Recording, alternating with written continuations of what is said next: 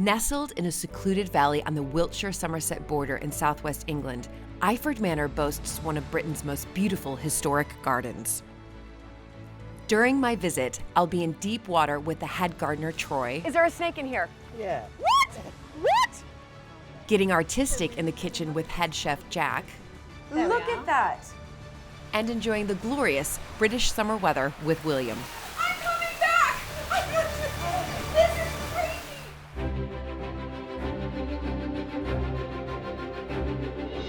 When I married into the British aristocracy, it was the start of a wonderfully exciting journey. But it was also a little daunting. I became a Viscountess, and for an American girl from a small town outside Chicago, that was quite a shock. I live with my husband, Luke, heir to the Earl of Sandwich, and our family at Mapperton House in Dorset. Living in a place like this is a joy, but also a challenge. And every day, we're aware that we're preserving a very special part of Britain's heritage.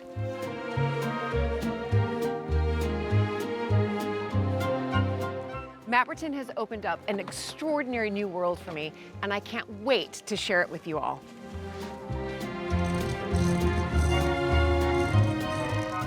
So if you love castles and manors and stately homes as much as I do, please join this American Viscountess as I journey into the British countryside in search of some of Britain's finest historic houses.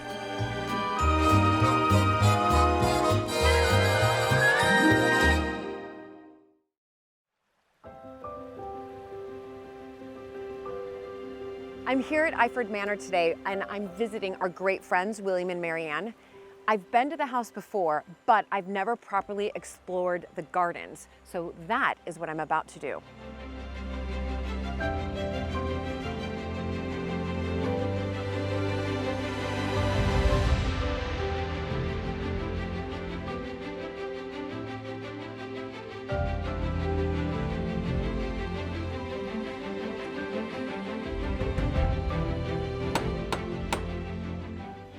Hello. Hello. How are you? Good. Good So to see nice you. to see you. Yeah. Now, am I just about to walk under the Iford wisteria? Well, it's certainly one of them, but it's the earliest. This is about 1820s. Wisteria only came to the UK in 1815. So this is definitely one of those very early plants, and it has an amazing scent, and it produces amazing flowers, and it's very happy on the south face of the Bath Stone. So I'm just trying to do my maths here. So basically, this is 200 years old. Yeah. You know, the American in me, I need to date everything. I need to find out if it's older than my country or not. I mean, but 200 years old, incredible. It's an awesome plant. All right, anyway, I'm gonna remember this moment. let's go get you a coffee. Okay, great.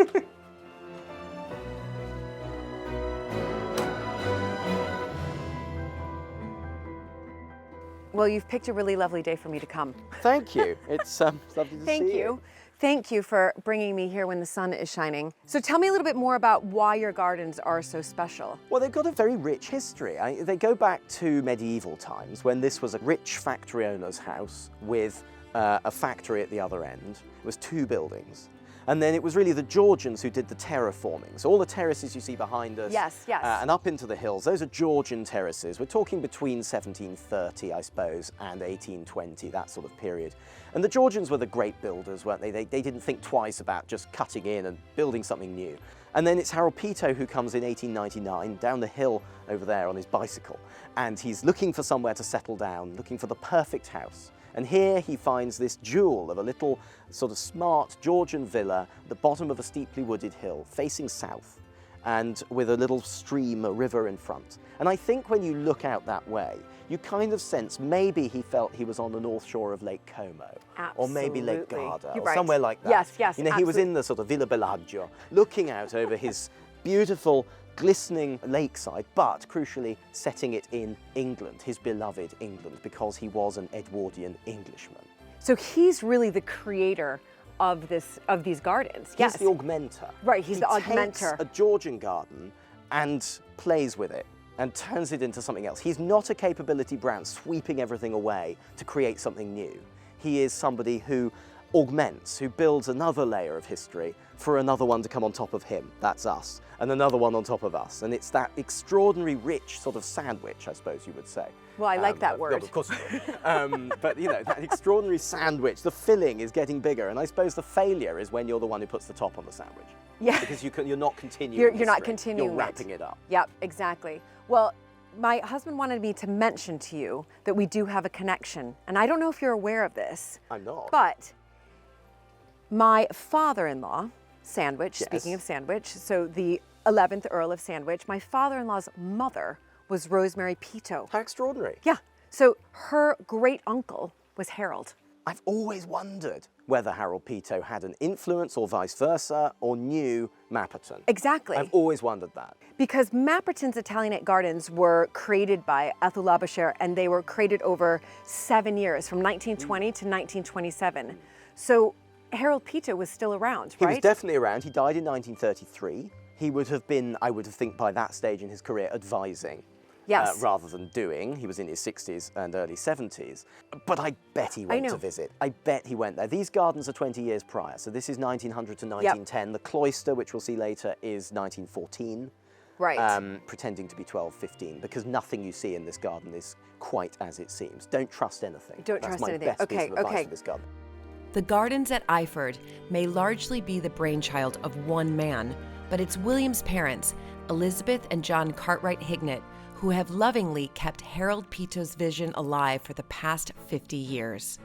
My mother came to Iford in 1965. She bought Iford from a nephew of Harold Peto, and she basically spent 50 years restoring Iford. I mean, she picked it up as a 25-year-old single woman. What? Which is kind of, in the 60s is kind of crazy. So your mother bought Iford, age 25, Yep. and took over the running of it. That's right. I mean, she was moving her family from an enormous house called Ano Park. Beautiful. Yeah, Sir yeah, John yeah, of Soane course. house. Moved down here, bit of a downsizing, if you can call it that. Still, downsizing nevertheless. And so she moved in. She married my father in 1979. I think it was probably one of the best things that happened to Iford in the last 50 years, because he then poured his energies into this garden for 40 years and restored the buildings and the structures so that now we're in a position to take it on for the next 50 years. Exactly. So you grew up here. Condition. You Yeah, grew I up did. here watching your parents run this. Exactly right. Because this is, you know, not only is this a lot to take on, of course, but the gardens. So the gardens are what people come and see. And I actually haven't seen them yet. So what I want to do right now is go and explore these. Let's go have a Maybe look get my around. hands a little bit dirty too. Absolutely. Great.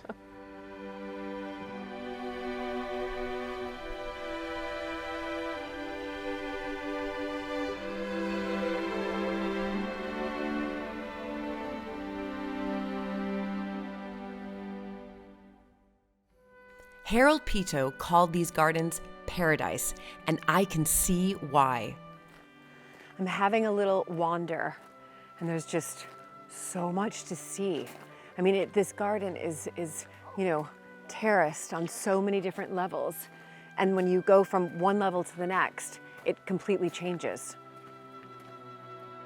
The gardens are planted over 2.5 acres and are tended by a team of gardeners and volunteers who keep them in full bloom.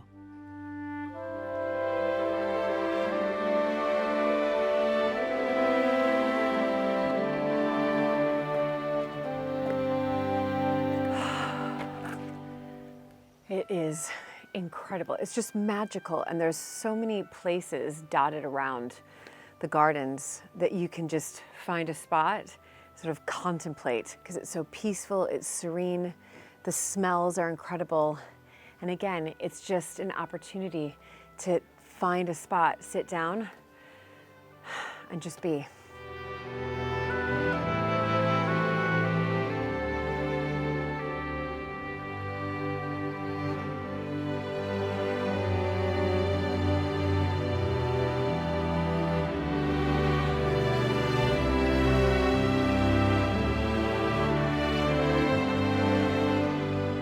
I'm heading up to see Troy, the head gardener. Troy is obviously an expert here at Iford. I kind of don't know where I'm going, but I'm gonna head up the path right here.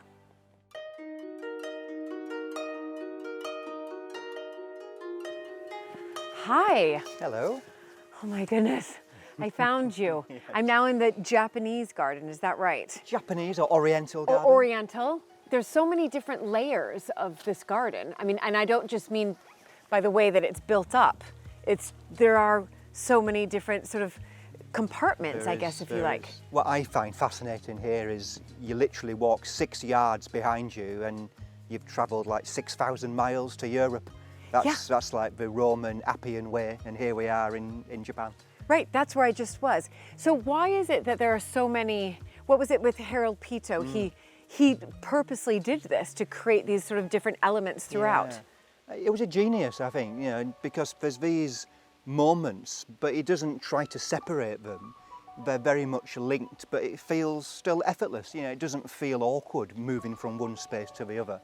No. I don't know how he manages to achieve that, because it's one of the most difficult aspects of garden design, if you like, the transitions.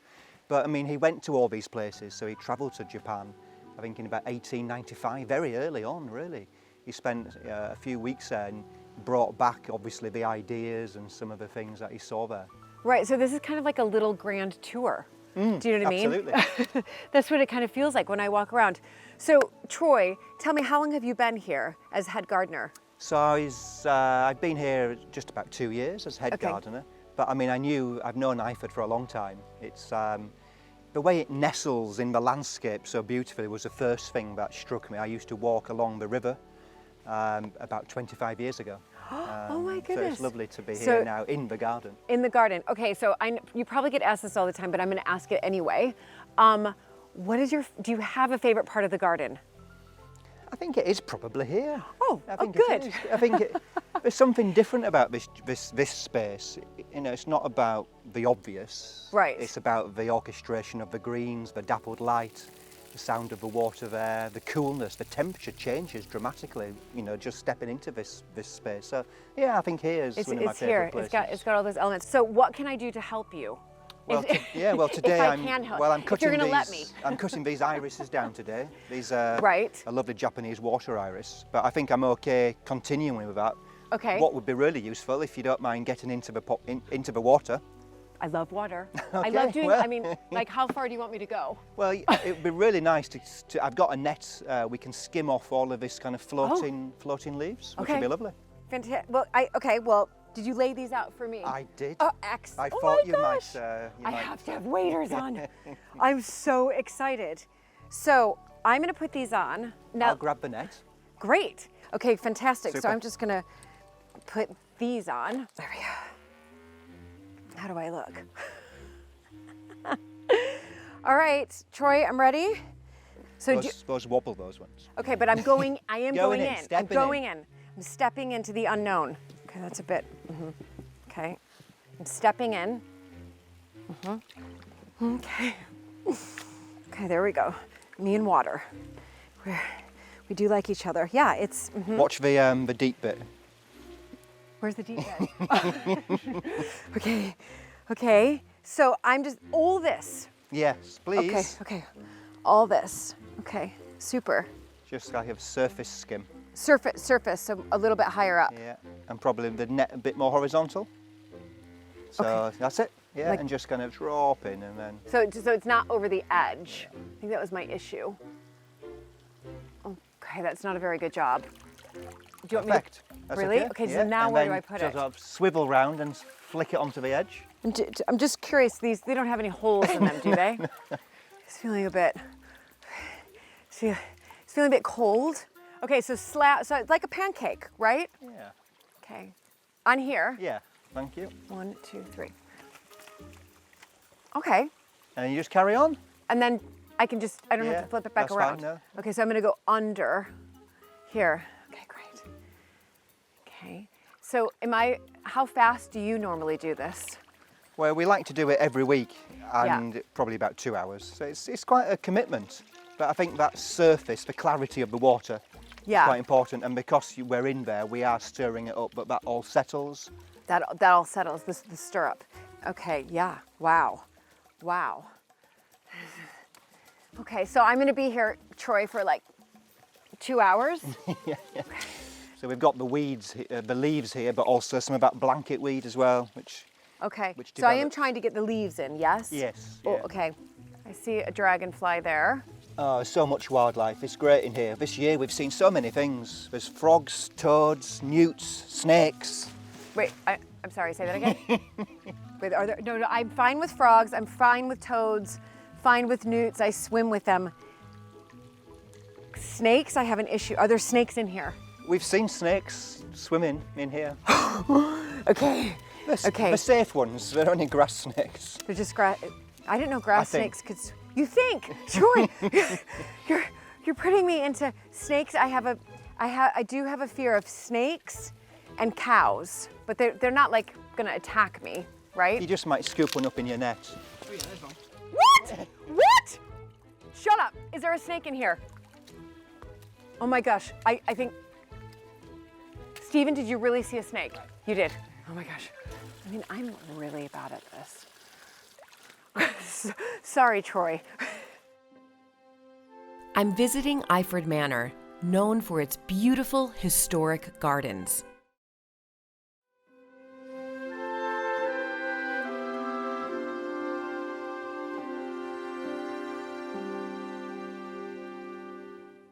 I'm meeting head gardener Troy Scott Smith and lending a helping hand in the Japanese garden. Troy. Hello again. So what are you planting here? These are a wonderful little plant. Look at that. It's called Roscoa. It's a Japanese plant. Oh. Roscoa auriculata. Lovely open purple trumpets. So we're just going to put these around here. So Fantastic. And do you do these every year? they're perennial. No, they they're last over time. Oh, yeah. they'll last. Oh, wow. Yeah. Okay. So, So- yeah, just a case of digging that hole where you are. Okay. That'd be great. My mother-in-law has this brilliant line that she says, people come to visit a house once, Oh, but they yes, come to visit yeah. the gardens Yes. 4 times a year through the seasons. yeah. And do you feel that as well here? Yeah. I mean, Iford's, I think, a bit special because it doesn't necessarily rely on the horticulture. Right. So, it's the setting. So in winter's beautiful. I really like the play of light in winter on the structure, on the soft bath stone we have here. And then in spring and summer, of course, you get all the loveliness from the blossom. So, Yeah. I mean, you love winter, and then as spring arrives, you love spring, and then summer, and that's true. you love summer. This is the draw. People come to Iford for the gardens. And you as head gardener, why do you think that is? It has got something unique, I think. But I think it is that sense of arrival. When you arrive, it's unexpected. You come down these steep-sided valleys. It's nestled in the valley floor, the river, fast-flowing river running just by its doorstep. And I think all that adds to that somehow the drama. And then you come into the garden and this very unexpected sense of the Tuscan hillside, the Italian garden, the Oriental garden, all nestled in this vernacular. And it is something about that which I think is the special sense of Iford. Later, I'll be heading over to the kitchen to help prepare afternoon tea. But first, I need to pick some rather special flowers, which apparently are tasty too.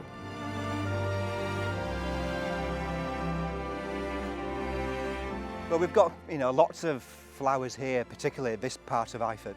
But what we've got over here is actually some pots, which are probably perfect for you. They've Okay, got fantastic. violets and all sorts of things in. So let me show you those.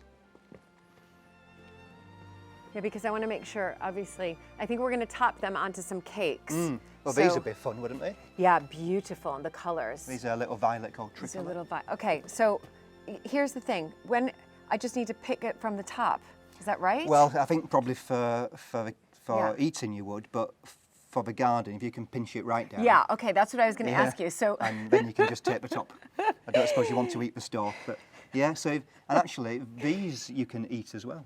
what? These daylilies, you can eat them.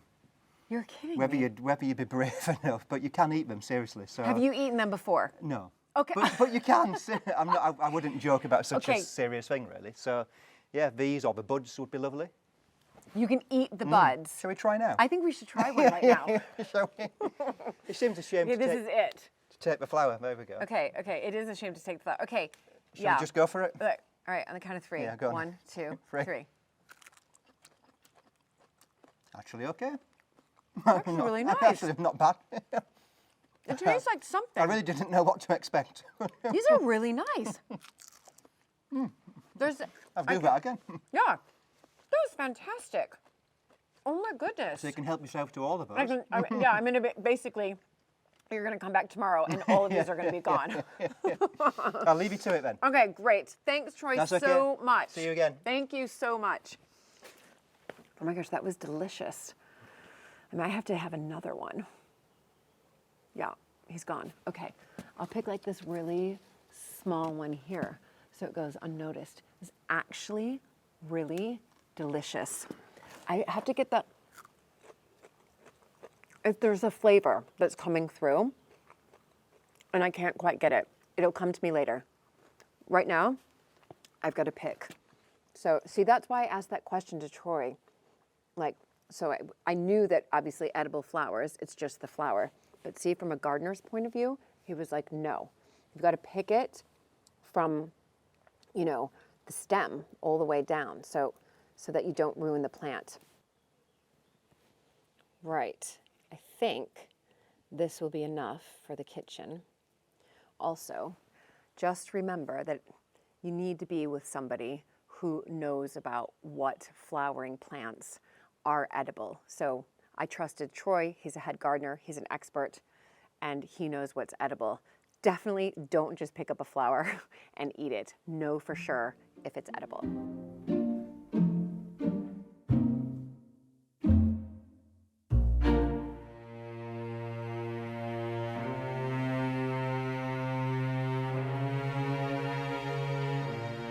After a glorious morning in the garden, this happened.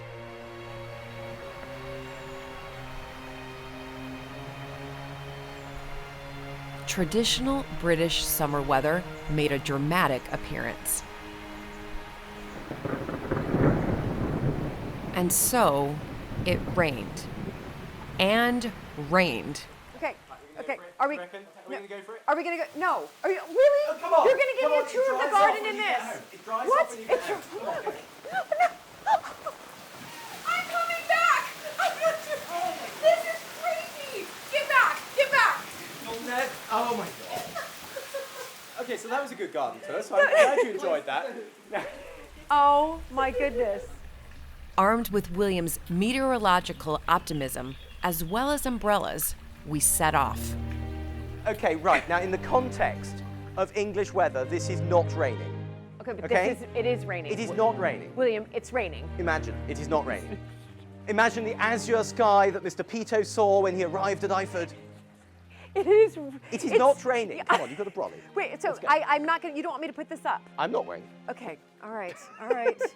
Oh my goodness. Wellington boots are all you need. And you oh, here's Busy. Look, has she got an umbrella? No. She has no umbrella. She doesn't.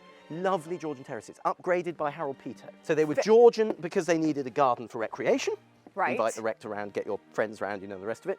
And they wanted to show off the valley. And they wanted to show. But then. because they're all about showing off. But the you're Georgians. right, absolutely. So then here is this lovely conservatory terrace where they are integrating the conservatory of the house with the Yes. garden. Very much Yes. a grand tour idea. Look at Busy right here. Yeah, So she is happily. Well, it's sort her of garden, just, right? Yeah, it's I mean, her garden. So right? all these little terraces constricting our space, giving us a shooting glance, and then up to the main garden above, through this set of steps. And then at the top, you come through this arch, Yes. and you see this cathedral of space above, this amazing plane tree. I mean, look up there, isn't that spectacular? Yeah, that- 1779 that was planted to commemorate Our independence, nearly. the birth of Thomas Gaisford. But nevertheless, It's close, 1776. perfectly reasonable I'll take guess. it. Yeah. Thomas Gaisford ended up as a dean of Christ Church, Oxford. He lived here. He was a great Greek scholar, the Regius Professor at 31, bright cookie. And he lived here. He wrote his sermons on the Great Terrace. He was a great one for the Grand Tour. So he brought cypresses in here, even as early as the Georgian period. This was known for its cypress walks. And then as we round this wonderful corner, we sort of, you can't really see where you're going. And then you arrive at this representation of effectively a Tuscan hillside.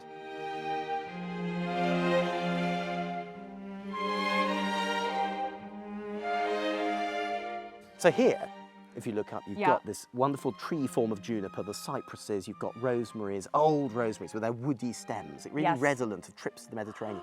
And the thing about this garden is that it is essentially a series of memories, but they're not Mr. Peto's memories, although they were. They're actually your memories, they're my memories. They're things which trigger a memory in us. And we go, oh, that's a bit like when I went to insert holiday that you had when you were 9 or whatever. And that's the Right. point of these fragments of masonry.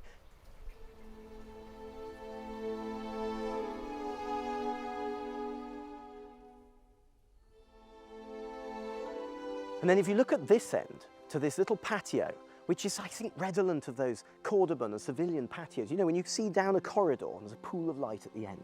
Yes. There's sort of the coolness of that central patio in a house amid the chaos of the city. And this is that cool, safe, quiet space. Yes, it is. Planted up with lush foliage, scented plants. Can you smell that? I absolutely. Well, what am I smelling here? Am I smelling Tuscany? You're smelling, I suppose, the south of Spain, Tuscany, sages, you've got geraniums, you've got all of those lovely scented plants, and crucially, the sound of water, Yeah. which leads you on. You hear it before you see it. It draws you through a garden, and that's the genius of Peto, to place water in places that makes you want to find out where it came from. Where it came from. I love his little fern, too. Isn't that cool? Wonderful. The fern is fantastic. It's like a too. hairstyle, Yeah, I it is. feel. It is. A little bit Medusa. Yeah, a little bit, maybe. Yeah, maybe love it's that. better when it's earlier, it's just coming Yeah. out.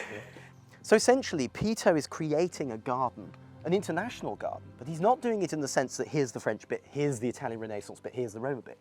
Here he's intermingling everything. If you drew a Venn diagram of all of the Right. world's cultures, all of the kind of the bits that they all thought were beautiful, this is the intersection of that beauty. How wonderful.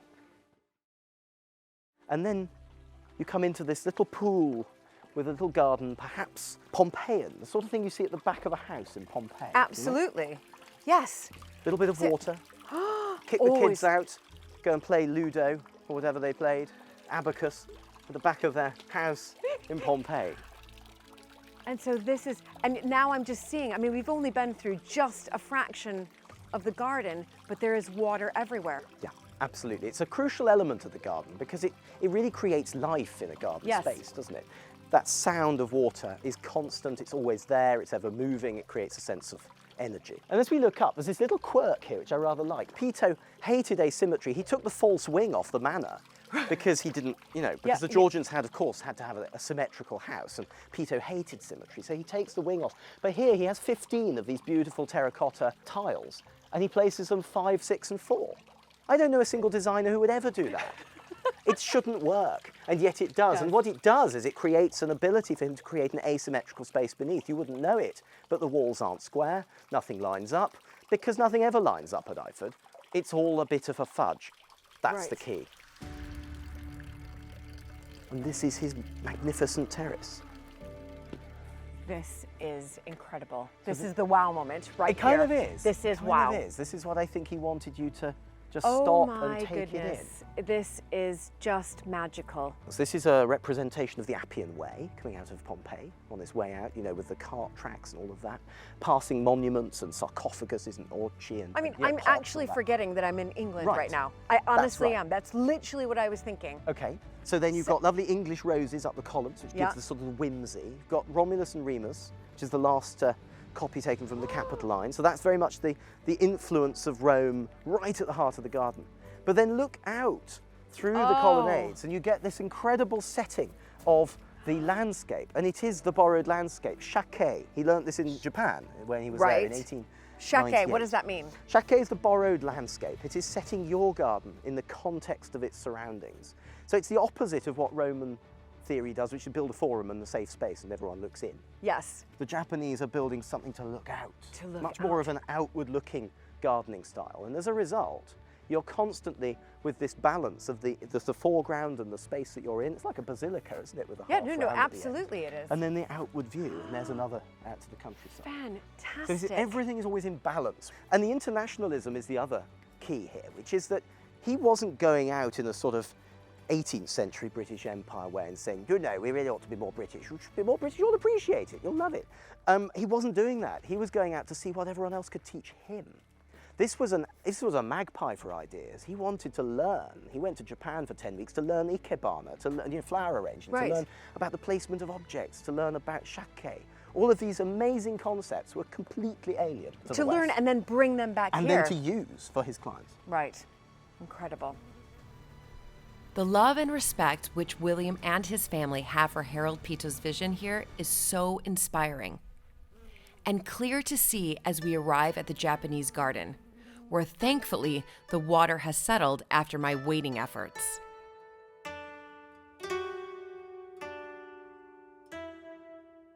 Originally, Peto wanted a Japanese garden here. So this is not Peto.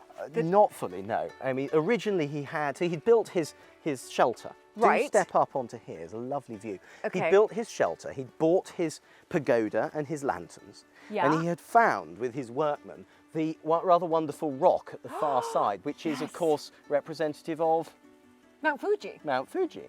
Fantastic. There you are. So it's that representation of the really important things that the Japanese hold dear to them. And Mount Fuji's revered. Yeah, of course. And so he'd created that. And then sadly 1933 arrived and that was the end of Mr. Peto's tenure on Earth. So he moved on. And in 1984, my father, 1984, yes, okay, quite often the wrong century appears, I appreciate that. In 1984, my father decided to finish the job, as he puts it.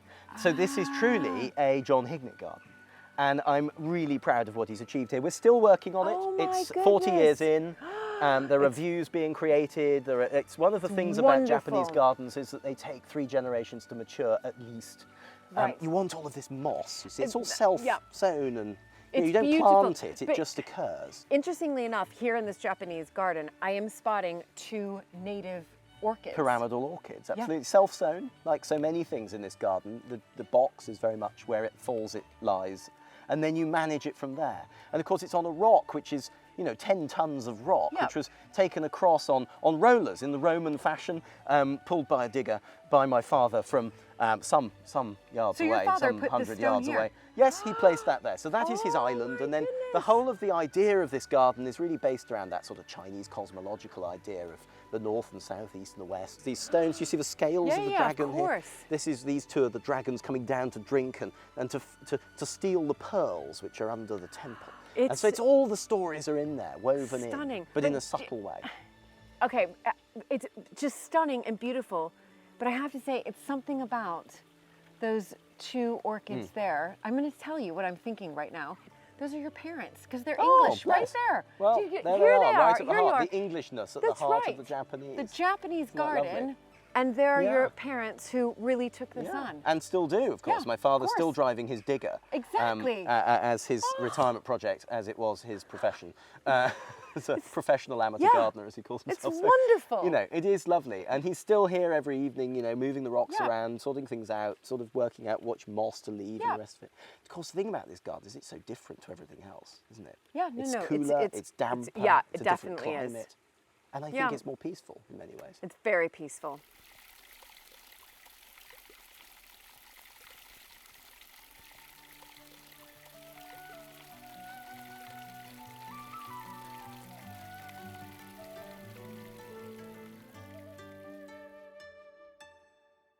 I'm spending the day visiting the stunning Grade 1 listed gardens at Iford Manor in southwest England.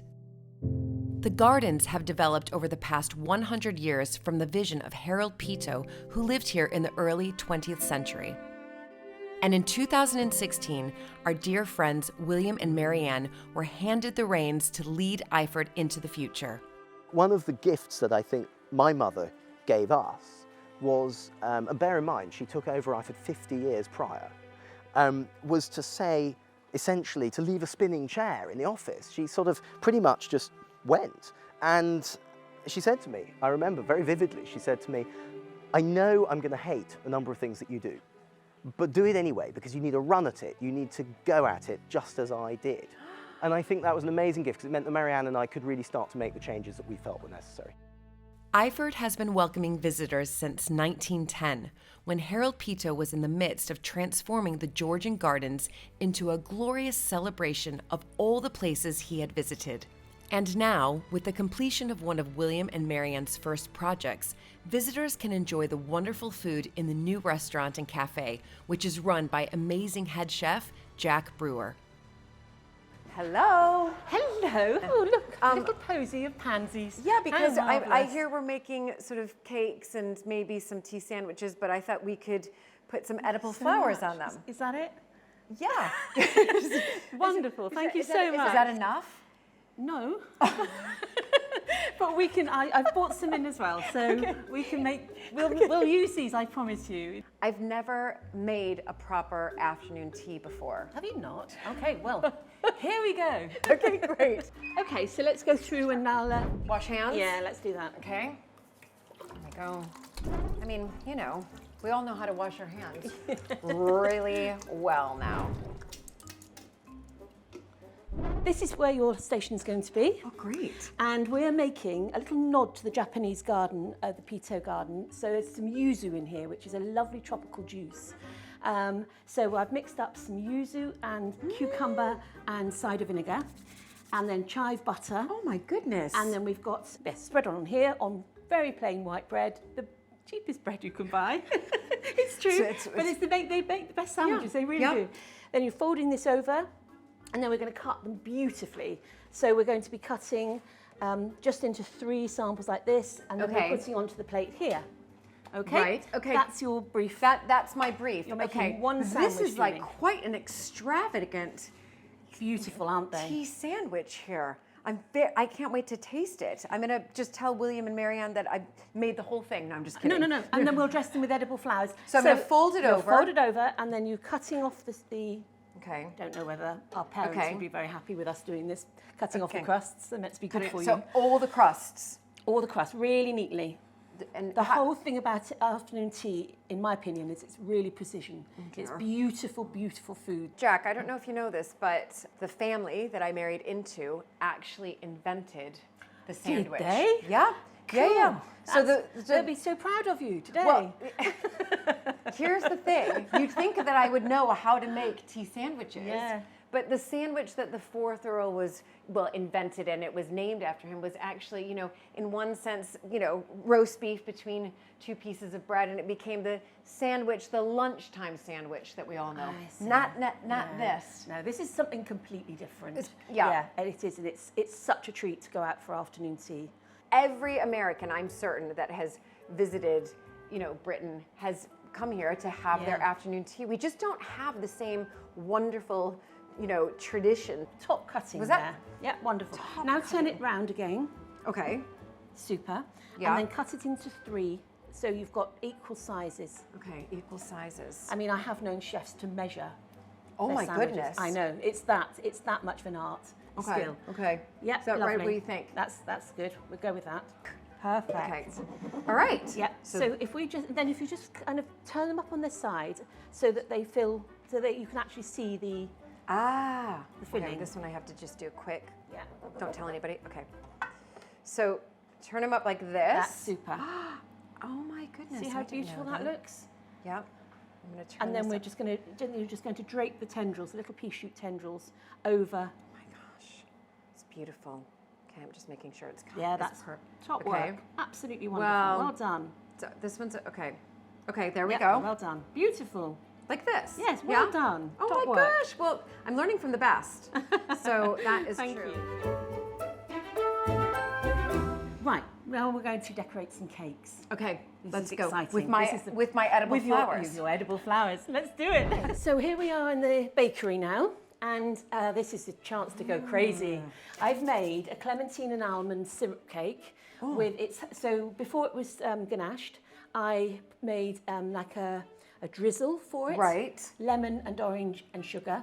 Okay. Which, when the cake came out of the oven, I just washed it over, kept washing it over so it filtrated into the cake. So it's like, it makes it not heavy, it's a very light cake, but it makes it so delicious. I mean, and moist. Okay, I'm just going to ask you this question because obviously I'm not a baker, I'm not a chef, but ganached. Great word, isn't it? I know. What does ganache mean? Ganache means, so you melt chocolate, dark cacao, and butter together. Then you add some honey and cognac in there. Cheeky. And then it gives it the most beautiful glaze. which is really lovely. Goodness. That's a ganache. So it's been ganached. Ganache? Ganache? This has been ganached all ready for you, Julie. It's brilliant. It's my new favourite word. If we move to the flowers, so we have your lovely bunch, and this is where you knock yourself out. These are beautiful. They're gorgeous, aren't they? So we've got another little surprise, which we're going to be using, the pink palette, which I was talking to you about. How wonderful! Yes. How wonderful you match. Thank Great, you. isn't it? You knew. And then the orange is going to go beautifully with the cake here. So I think it's over to you. Okay, so I'm gonna pick. You want to get a little bit of kind of height in there and And facing out. exactly. That looks amazing. I've got some little nasturtium flowers, leaves that you could actually pop on if you wanted So would you put it on top? Do you see how I've just put it on top there? Yeah, Or no? I would. Yeah, no, definitely. That's too big. Anything goes. Anything goes. Okay, like that. I think that's stunning. Really? I think you've done a fantastic Okay, job. well, thank you. All right, what's up next? An angel cake, my goodness. just the lightest thing you'll ever eat. In the middle of the cake, Yes. you've got raspberries and blueberries. So when you cut into it, they tumble out, or they should do. Oh my goodness. That's the plan. I'm sure growing up in America, Yes. angel cake, Yeah, right? it's the thing. It's an It's a American. That's thing. why I did Okay. it. It's Oh an my American. gosh. It's an I was American like, recipe. I'm sure America, we'd have angel cake, so you did it Yeah. on behalf of I did. the token American. Yeah, it's and it's lovely. a showstopper. It I really mean, is a showstopper. Beautiful. So, in a nod to what you're wearing, which I didn't actually know, and the raspberries, etc., knock yourself out with the. I'm going to go pink vibes, yeah, right? Definitely. So- I definitely think pink is the way here. Okay, and just sort of like, You put it anywhere you like. I mean, it's not quite nice to have a sort of a bit of a sweet dress, just dress the cake. okay, but basically. avoid the raspberries. Look, I really need like No, guidance you can, here. I mean, there are raspberries inside, so if you want to take them off, I just put them on Yeah, there. I love it. I love it. Okay, I'm gonna kind of like go like that, maybe. I don't know. Fix Beautiful. it, Jack. You need to fix what I'm, what I'm doing here. there we Look are. at that. I feel like this leaf. Yeah, it might. Yes. You see, what you can also do. What I just pick off the petals. Seems a bit of an ouch moment, but they look really pretty, just drizzling over the top. I mean, beautiful. It's just beautiful. It's such a lovely colour anyway. It is beautiful. Could not have planned your outfit better as well. I'm I know. so darn I impressed somehow with that. knew. Look at this. There you go. Okay, there. You see, I think Now- that's a work of art. I do too.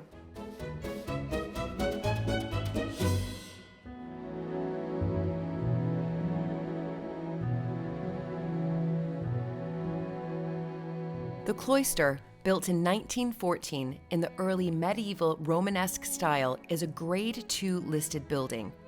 Being here, you feel like you're stepping back in time to the sun-drenched hills of Tuscany. It's a building which represents a number of things, but essentially, as we came in, there was this inscription, the haunt of ancient peace. It's from a poem by Alfred Lord Tennyson, The Palace of Art. It's well worth a read. It's all about creating a space that's very sacred to you personally, and this is this sacred space for Harold Peto. He creates it and places in it his objects that he treasures the most, that mean the most to him, and also it creates a sense of peacefulness, ancient peace. Interesting set of words. It is interesting. Ancient peace is this idea that it's been here longer than we have, that we are just newcomers, that this is the standard status here is peacefulness. We're the kind of aggressor into that. We're trampling on that Right. potentially. So, Right. so beware, traveller, that you need to respect the awesome ancient peace that exists. And this is that space. Just a couple of years after William and Marianne took on Iford, they were faced with an unbelievably daunting problem. This spectacular building was in grave danger of disappearing into dust.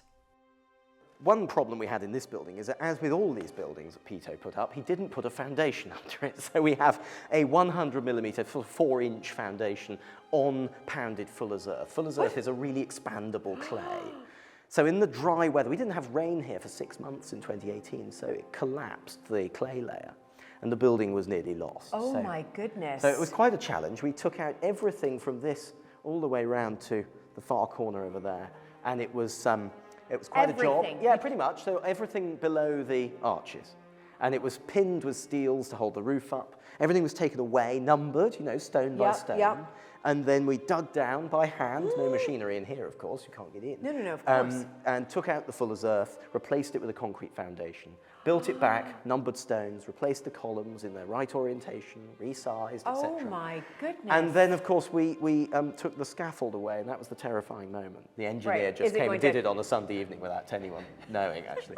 And hopefully, that gives it a sense of continuity for the future, which is, of course, the sustainable approach that we're all trying to come up with for our heritage. Absolutely, but you know, I know that you also won the Historic Houses Restoration Award. We did. It was very generous of them to give it to us. In 2020, because how long did this take? This was an 8-month project, and we finished in March of 20, but of course the judges couldn't visit during COVID. So that award was made this year, and it was very generous of them to give it to us. I'm sure the other projects were magnificent, but I think this was so technical, so challenging for people to understand how to deal with a fully arched structure. There's no lintels in this building at all. It's entirely arches.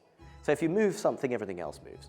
And that was the great challenge. So I think the engineers should really get the credit for this, the workmen, the craftsmen. They always give the prize to the wrong people, don't they? You know, the guy just commissions the work. But ultimately, this is about the amazing work of the people who built it. Absolutely, and definitely well-deserved. I mean, absolutely, because you're right, it is that technical. It's not like anything's changed as far as the restoration, but we also have to remember that restoration doesn't just mean, you know, stripping things back, revealing something else. It means making sure that this stays standing for future generations. Absolutely, and that is the whole point of creating the restaurant, the cafe that you've seen when you were with Jack, of creating all of those spaces to create some sort of revenue that will enable the garden to survive long into the future. These places shouldn't be parasites of a community or the people who live in them. They should be living and breathing engaged with their community, and that's what we seek to do over the next 10, 20, 30 years, so that Horatio, hopefully, or his brother or sister or whatever, can want to inherit this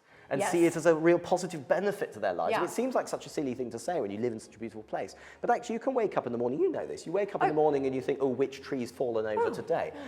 Or which leak. Right, which leak am I going to deal with today? Actually, it's about creating an environment where there is the funds available, where there are the funds available to fix the leaks, to sort the trees out, to make it sustainable for the long-term future. That's really the point of conservation heritage.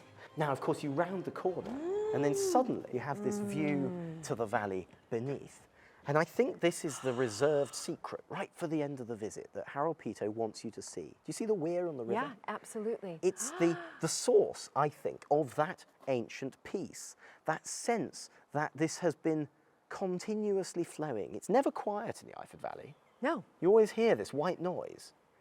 And white noise attenuates other things in the distance. It makes things calmer. You know, you put white noise to get your kids to sleep. Yeah, right? no, absolutely. So it's all of that, and it's that sense of positive energy of the movement of water, and I think that's at the heart of what the ancient peace is. Absolutely. Wonderful. How spectacular. And now it's time for tea. I 100% agree. Let's go. I'm certain Harold Peto would be overjoyed that his gardens have been revived and nurtured by the Cartwright-Hignetts, and soon a new baby will join William's family to enjoy growing up in this magical place.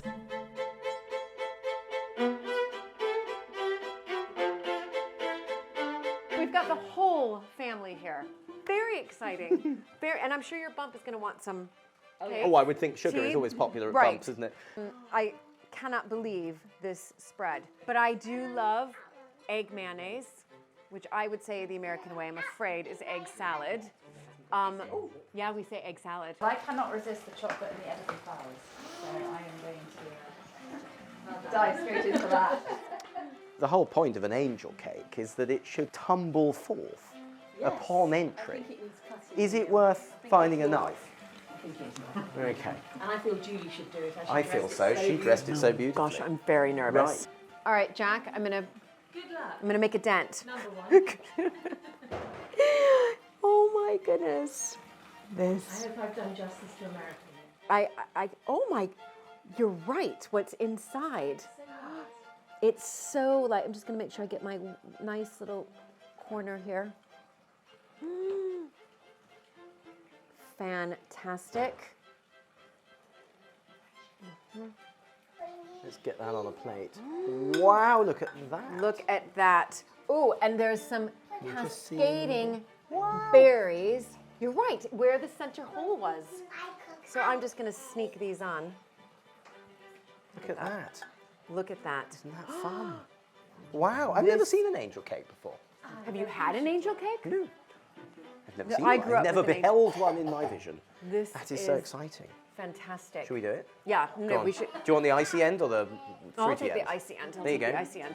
Okay. Dive in. Go on. Are we? Yeah, we're totally doing that. Okay. Cheers.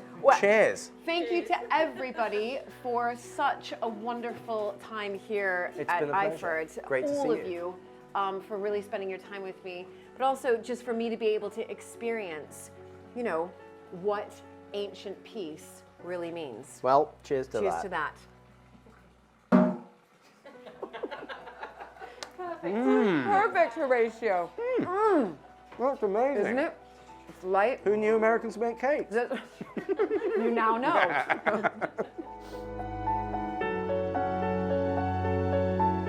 The most brilliant day out here at Iford Manor and Gardens. I mean, it's more than I could have ever expected.